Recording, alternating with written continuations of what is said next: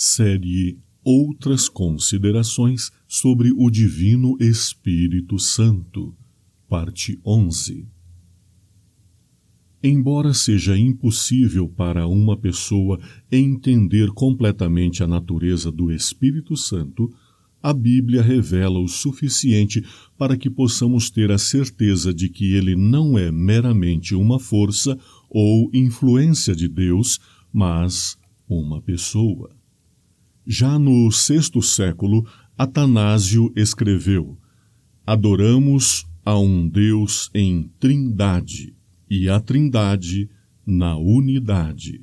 Não confundimos as pessoas, nem dividimos a substância, porque uma é a pessoa do Pai, outra é a pessoa do Filho e outra a do Espírito Santo. Entretanto, a divindade do Pai, do Filho e do Espírito Santo são uma só. A glória é igual e a majestade é coeterna." Crença fundamental número 5 dos Adventistas do Sétimo Dia. Deus, o Espírito Santo, desempenhou uma parte ativa com o Pai e o Filho na criação, na encarnação e na redenção. O Espírito Santo inspirou os escritores da Bíblia, encheu de poder a vida de Cristo, atrai e convence os seres humanos, e os que se mostram sensíveis são renovados e transformados por ele, à imagem de Deus. Enviado pelo Pai e pelo Filho para estar sempre com seus filhos, ele concede dons espirituais à Igreja, a habilita a dar testemunho de Cristo e, em harmonia com as Escrituras, guia-a em toda a verdade. Crenças Fundamentais número 5, Nisto Cremos, Casa Publicadora Brasileira, São Paulo. Uma apresentação do Espírito Santo como Deus. Max Hayton, ao citar Millard J. Erickson, reconhece que Pai, Filho e Espírito Santo têm tarefas distintas, mas os três participam de um modo interdependente das tarefas um do outro. Diz Hayton: enquanto certas tarefas são primariamente centralizadas ou feitas por um deles, mais que os outros, todos participam no mesmo nível daquilo que está sendo feito. Assim, enquanto a redenção é obviamente tarefa do encarnado Filho, o Pai e o Espírito estão também envolvidos. De modo similar, a santificação é primariamente tarefa do Espírito Santo. Também o Pai e o Filho estão envolvidos da mesma maneira. Max Hayton, Understanding the Trinity, página 131. Vários textos bíblicos alternam o Espírito Santo com Deus, ou seja, os escritores bíblicos, reconhecendo que o Espírito Santo é Deus, usam alternadamente Deus e o Espírito Santo no mesmo texto. Exemplos.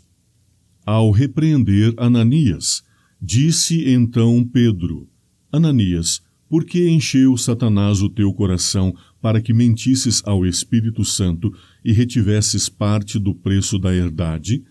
Guardando-a não ficava para ti? E vendida não estava em teu poder? Porque formaste este desígnio no teu coração?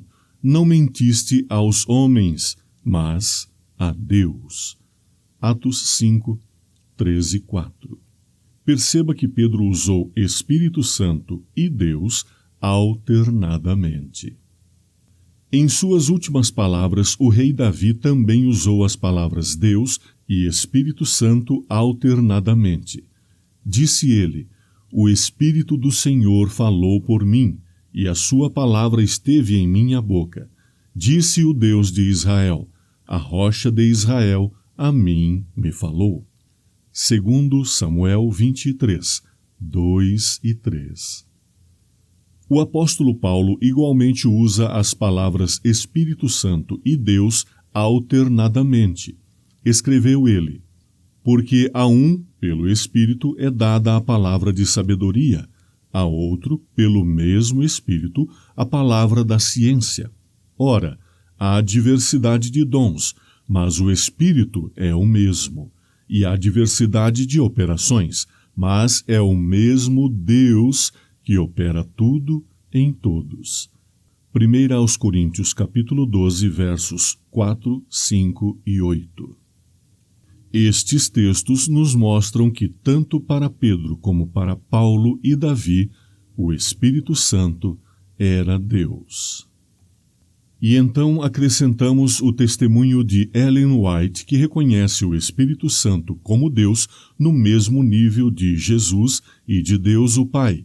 Observe como suas afirmativas são claras. O Pai é toda a plenitude da divindade corporalmente, e invisível aos olhos mortais. O Filho é toda a plenitude da divindade manifestada.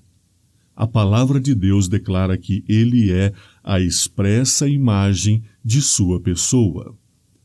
O Consolador que Cristo prometeu enviar depois de subir ao céu é o Espírito em toda a plenitude da divindade, tornando manifesto o poder da graça divina a todos quantos recebem e creem em Cristo como um Salvador pessoal.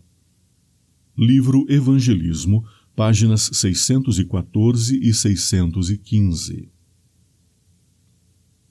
A ti, ó Pai, estendo as mãos, onipotente